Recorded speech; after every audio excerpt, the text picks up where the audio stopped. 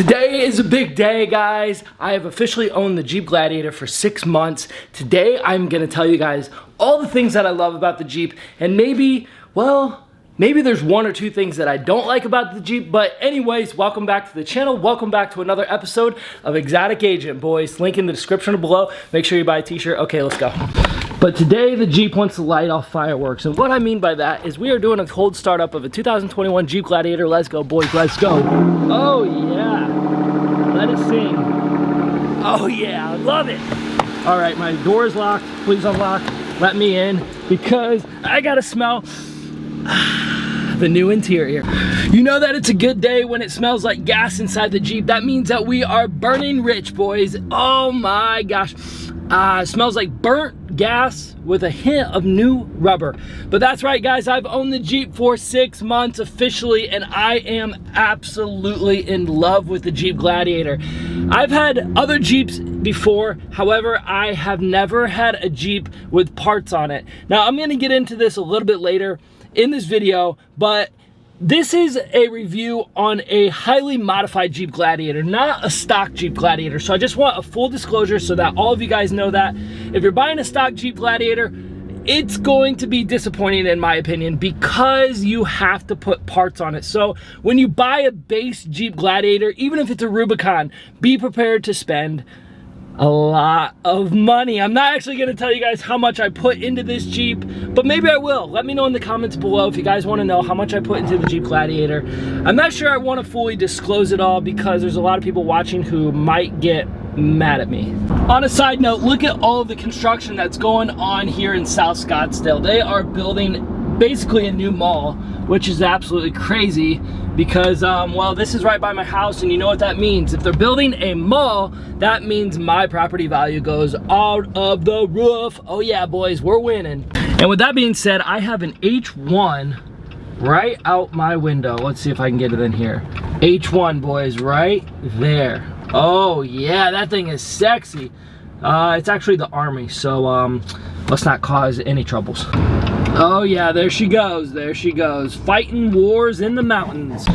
For all my new subscribers out there, let's briefly go over what I've done to the Jeep Gladiator, starting with the front, working around to the back, and then we're gonna go inside the Jeep Gladiator. So starting with the front, I did a DV8 stubby bumper. I absolutely love this bumper. It's not stock, obviously, it's from DV8. I still need a winch right here, but this thing looks mean. Now, a lot of people go with the longer bumper, but I love the stumpy bumper. Let me know what you guys think. Working our way to the side, I went with 37-inch open country Toyo tires and a 20-inch Fuel Zephyr black rim. They make these in red and you can powder coat them other colors, but I love the black.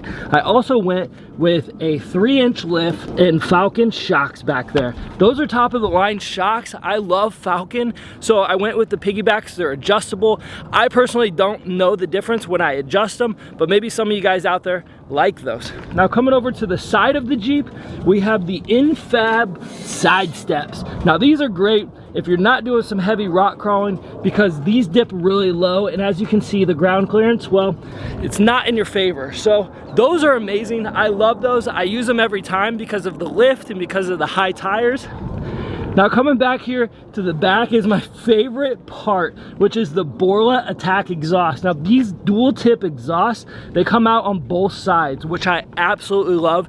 And I recommend all of you Jeep owners and Jeep Gladiator owners, this is your first mod because you gotta hear that engine roar. So I highly recommend any Borla product, but I went with the Borla Attack because it's one of the loudest. Now working our way back to the Jeep, I haven't done anything to the back bumper. I actually like it stock, but I did put some LED lights back there so that it'll light up the sky when you put the Jeep in reverse. Inside, I did the bed liner. I had to spray it a couple times because it started flaking here at the edges. I don't know if that was user error or if that was just because it was a new Jeep, but anyways, they took care of it and I went with the bed liner. I absolutely love it. I also have it right here. So I've loaded and unloaded a bunch of different things, and I don't have any scratches. And if I did have scratches, all they're gonna do is just respray it, and we are good to go. All right, you guys, and as we work our way to this side, we have the other tips on the dual exhaust Borla attack. We still have the rims and tires, obviously, they're on both sides. We got this, so basically it's all mirrored, and she is looking good. Look at this, out here in Arizona. Man, I'll tell you what, in another video, when we cross that white line, this is a $180 fine, $180. Me and my boy Dan, we almost got busted, and whoop, oh shoot, looks like I'm on the line right here, so let's see if we got any Rangers. No, we're good for right now. All right, you guys, now let's work our way inside the Jeep. Inside the Jeep is pretty much stock. Now, I do have these interior, it's blue diamond stitching. I've gone over this in many other videos. This is the cat skin interior. This is sick. When I get into this Jeep, this is what makes the Jeep feel super luxurious. And the reason being is that I have the biggest screen that you could come out with, and I also have all of these buttons. And because I got all of these buttons, the heated seat, heated steering wheel, and all of that, it feels super luxurious. Now, they updated all of this stuff in about 2020, about 2018 in the two doors, but in the Jeep Gladiator, it only came out in 2021, and so I wanted to make sure that I got all of the bells and whistles on all of this Jeep. When you get inside the Jeep, the ride quality is insane, and when you're driving it on 37s, it feels like you're on top of the world, like you're on top of the mountain. So just to rephrase what I said in the beginning of this video, this is not a stock Jeep. This is highly modified. So when you highly modify a Jeep, you're basically custom building the Jeep of your dreams. And that's exactly what I did. And it feels so good because of this big screen and because of all of this other stuff inside the Jeep. It feels very luxurious, actually, and it doesn't even feel like a Jeep. In my other Jeeps, I remember that it felt very rugged. But in this Jeep, especially with the interior diamond stitch, it feels incredible. It feels like $1 million. And so I can't get over how amazing this Jeep is. Honestly, I've never owned a truck before.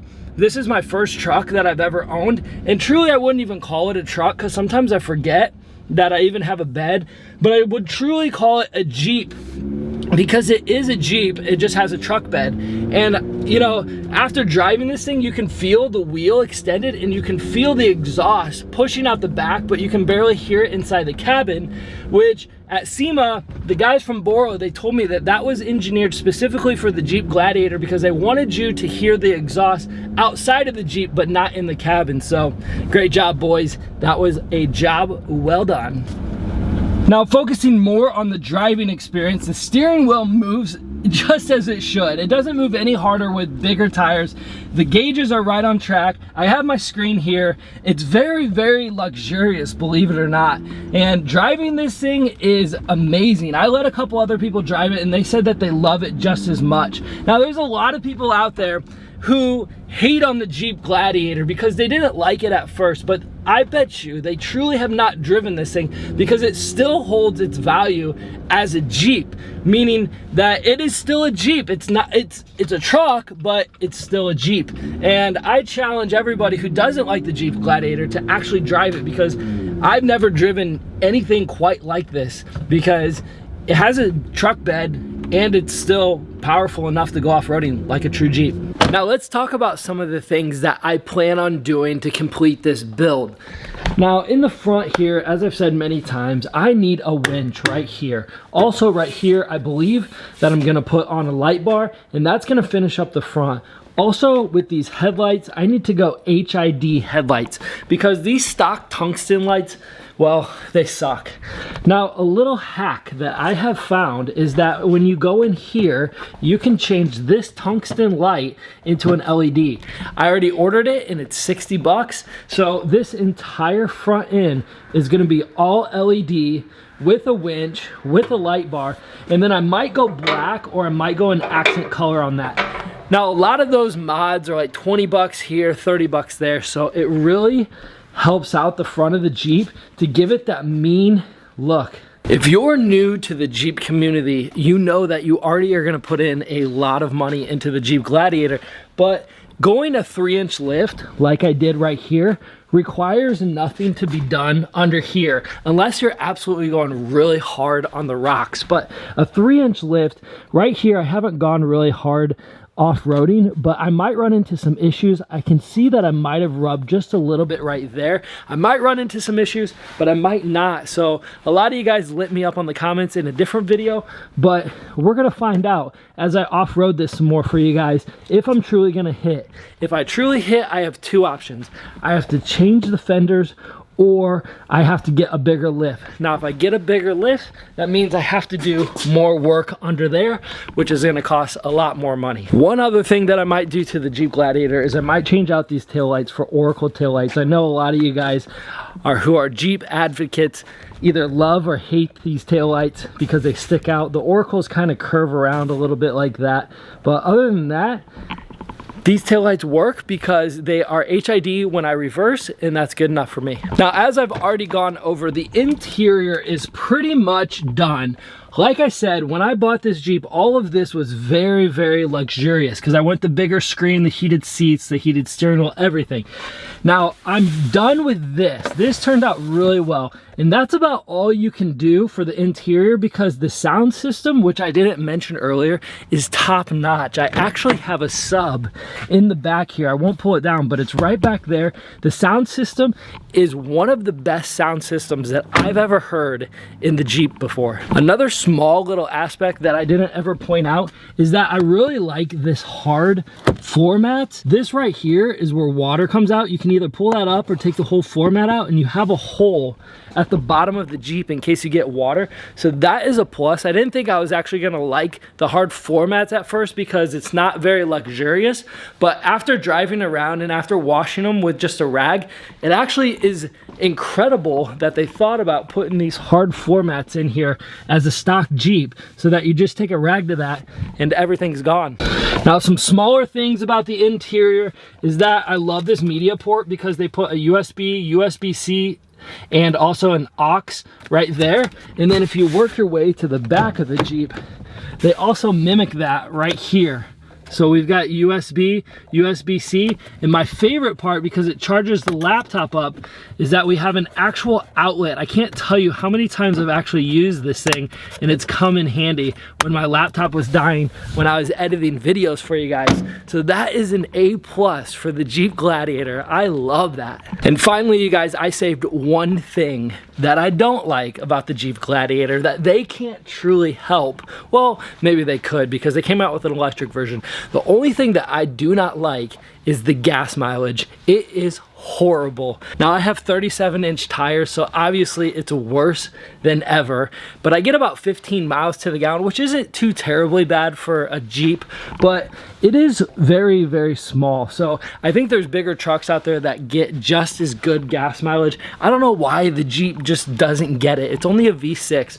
But that is the only thing that I hate about this vehicle, but I absolutely love it. I give the Jeep a 10 out of 10. If you guys are looking at a Jeep Gladiator, I highly recommend it. Heck, I might even get two. I was thinking about it the other day that I might even buy two and do two completely new builds. So let me know what you guys think in the comments below if I should buy another one, because this build's done, and that's the whole fun of having a Jeep, is adding parts to it. So I hope you guys like this video. I'm not gonna do a whole lot of review videos. I want this channel to be more outdoors and getting dirty with all of the vehicles, doing burnouts and creating a lifestyle around my vehicles. However, I had to give you guys a 6-month review on the Jeep Gladiator because I'm a huge advocate of Jeep, and I'm a huge advocate of a Jeep Gladiator, and also I'm a huge advocate of a Polaris Slingshot. I love this thing. A lot of the videos that I've been doing have not been doing well with the Polaris Slingshot, so I might give it a break here for a little bit and dive deeper into the Jeep Gladiator because it's new.